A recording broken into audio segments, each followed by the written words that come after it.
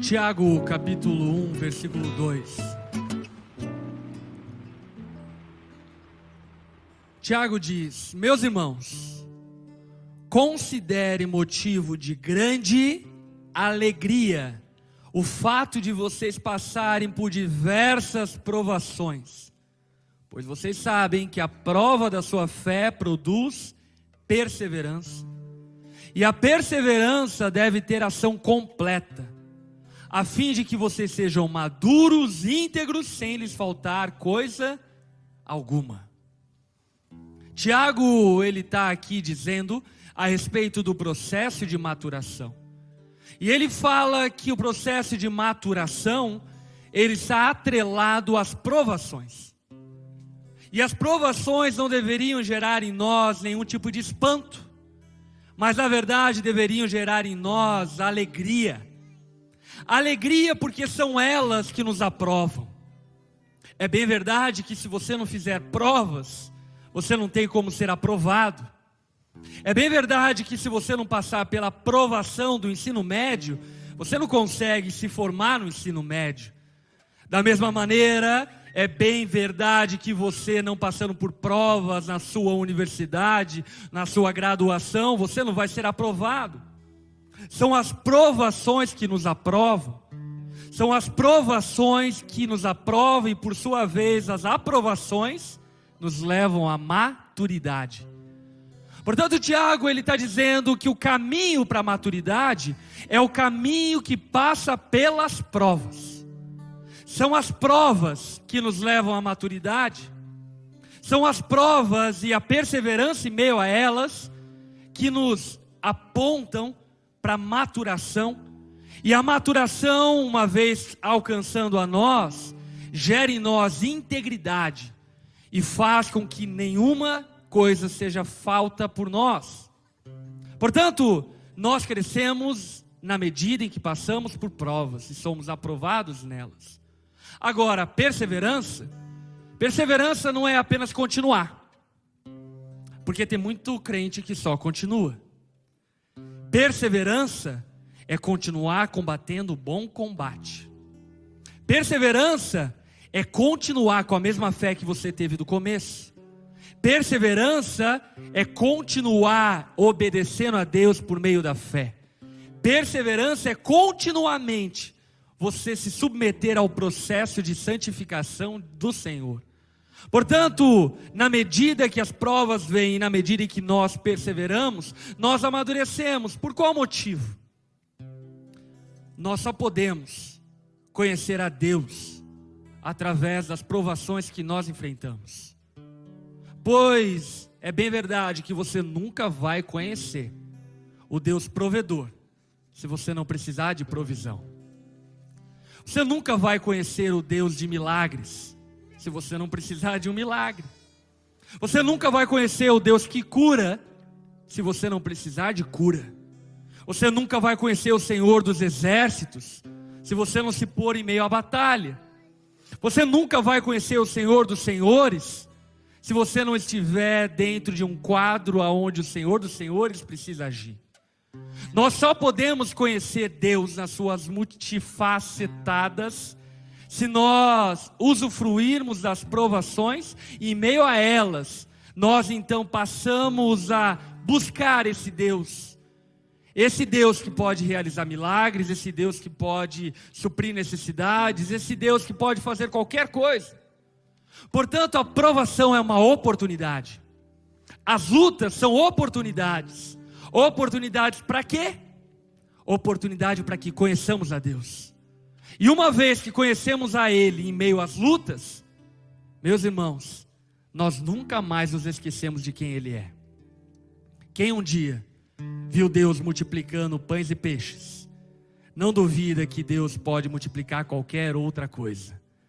Quem um dia viu Deus acalmando a tempestade, não duvida que Ele pode acalmar um vulcão, um tufão ou um tornado.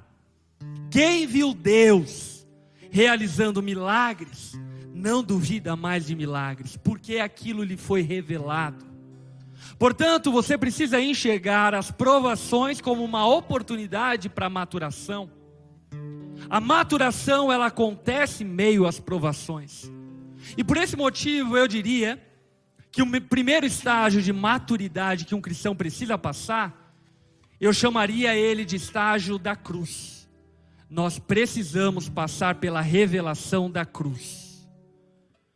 Eu não sei você, mas a cruz, ela é um instrumento tão comum nos nossos dias, que talvez pelo fato de ser tão comum, nós acabamos que banalizamos ela.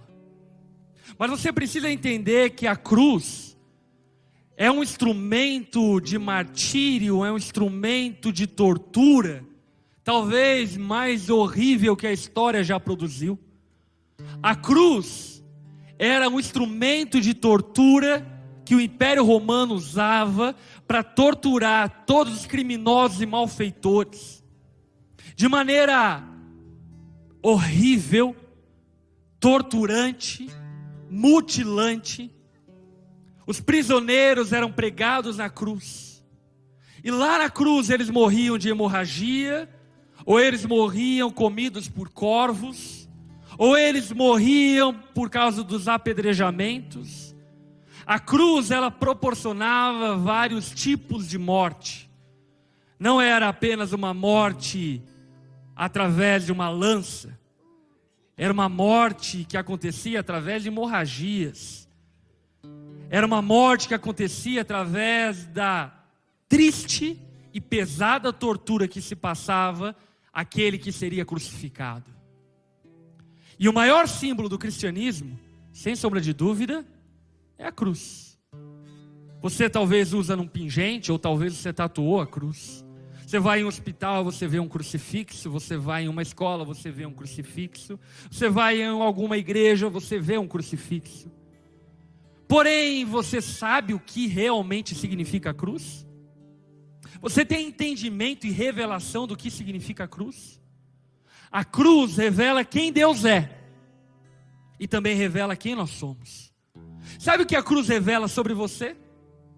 A cruz revela sobre você e sobre mim o quanto nós somos pecadores, o quanto nós somos deploráveis, o quanto nós necessitamos de juízo sobre nós. Todos pecaram e destituídos estão da glória de Deus, e o salário do pecado é a morte. Agora, quando nós olhamos para a cruz, nós não vemos nós lá. Quem nós vemos na cruz? Jesus. Quando nós olhamos para o crucifixo cristão, nós vemos Jesus pregado naquela cruz. E quem é Jesus? Jesus simplesmente é o homem mais justo que já passou pela terra. É o homem mais santo que a terra jamais haveria de ver outro. Jesus é aquele que é completamente perfeito. Palavras do próprio Pedro: ele não cometeu pecado algum, e nenhum engano foi encontrado em sua boca. Jesus não apenas não cometeu erros, mas as suas palavras não fez com que outros cometessem erros. Jesus era reto no falar, e como Tiago mesmo disse, se alguém controla a sua língua, esse homem é perfeito. Portanto, Jesus é esse homem perfeito. Mas o grande questionamento, quando nós olhamos para a cruz, é o que Jesus está fazendo na cruz. Sabe o que Jesus está fazendo na cruz? Ele está abraçando o mundo com a sua graça e com a sua misericórdia. Ele está abraçando a todos nós e dizendo: por mais que sejam vocês que devessem morrer, eu estou morrendo no lugar de vocês. Eu sou o Cordeiro de Deus que tira o pecado do mundo. Como no Antigo Testamento era necessário entregar um cordeiro para que o cordeiro fizesse propiciação de pecados, Jesus é o Cordeiro perfeito, que morre em meu e no seu lugar, para que eu e você tenhamos perdão dos pecados e esperança de vida eterna. Portanto, a experiência da cruz, a revelação da cruz, ela nos mostra que Deus é poderoso e extremamente misericordioso. Aquilo que deveria vir sobre nós não veio sobre nós, porque veio sobre Jesus. Nós fomos perdoados através da crucificação de Jesus. Ele foi transpassado por causa das nossas iniquidades. O castigo que nos trouxe a paz estava sobre ele, e sobre suas pisaduras nós fomos sarados. A cruz revela que Jesus é santo, perfeito e misericordioso. Mas ela revela algo sobre nós, sobre mim. Sabe o que ela revela sobre nós? Que nós somos pecadores. E todo ser humano precisa ter um encontro com o espelho. Todo ser humano precisa ter um encontro consigo mesmo e chegar à conclusão que nenhum ato de bondade nossa é capaz de disfarçar quem nós realmente somos. Nós somos pecadores, somos mentirosos, somos assassinos, somos adúlteros. Talvez você diga, mas eu nunca adulterei. Se você olhar com cobiça para a mulher de outro, você já cometeu adultério em seu coração. Se você olhar com cobiça para o Tom Cruise, você já cometeu adultério no seu coração. Se você algum dia cobiçou qualquer homem, qualquer outra mulher que não a sua mulher, do que não o seu marido, você já cometeu adultério no seu coração. Portanto, nós somos adúlteros. Nós somos mentirosos. Quantas e quantas vezes nós ultrapassamos o sim e o não? Quantas vezes nós dizemos não, mas no fundo, na verdade, nós estamos dizendo sim? Quantas vezes nós nos comprometemos e não honramos nossos compromissos? Nós somos assassinos. Vai dizer que você nunca desejou a morte de alguém. Vai dizer que você nunca desejou que aquele teu ex-namorado padeça, sofra com lepra. Vai dizer que você nunca se irou e na sua ira você chamou alguém de idiota. Você ofendeu alguém. De fato, nós somos pecadores. E a cruz nos ensina isso, e eu quero dizer para você algo, isso é bom. É bom saber a verdade sobre nós, porque na medida em que nós sabemos a verdade sobre nós, nós podemos usufruir da primeira parte da herança que Deus tem para nós. Sabe qual? A salvação. Porque o perdão, ele é constituído de duas partes. Existe a parte do ofensor e existe a parte do ofendido. Se o ofensor, que somos nós, não reconhecer a sua necessidade de perdão, o ofendido, que é Deus, pode até nos perdoar, mas o perdão não pode nos alcançar. Porque o perdão, ele só pode alcançar aqueles que de fato querem ser perdoados. E só podem querer ser perdoados aqueles que encontram a triste realidade de quem são pecadores. Portanto, a primeira revelação que você precisa ter da vida cristã é essa: não há nem um justo sequer, não há ninguém que faça o bem, não há ninguém que busque a Deus. Eu não sou justo, você não é justo, a tua vozinha tão querida não é justa, o teu vizinho que acorda todo dia para limpar o quintal não é justo. Nenhuma autoridade espiritual é perfeita e justa. Só existe um justo e o nome dele é Jesus. E o único justo morreu pelos injustos, para que os injustos pudessem ser justificados por meio da justiça dele, e sendo assim, fossem alcançados pelo perdão e pela salvação.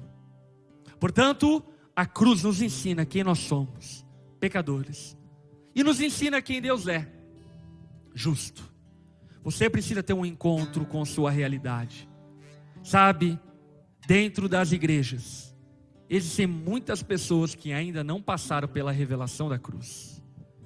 Pessoas tomadas de arrogância, pessoas tomadas por uma falsidade, por um orgulho terrível, Pessoas que não aceitam ser confrontadas, exortadas e corrigidas, porque simplesmente se acham boas.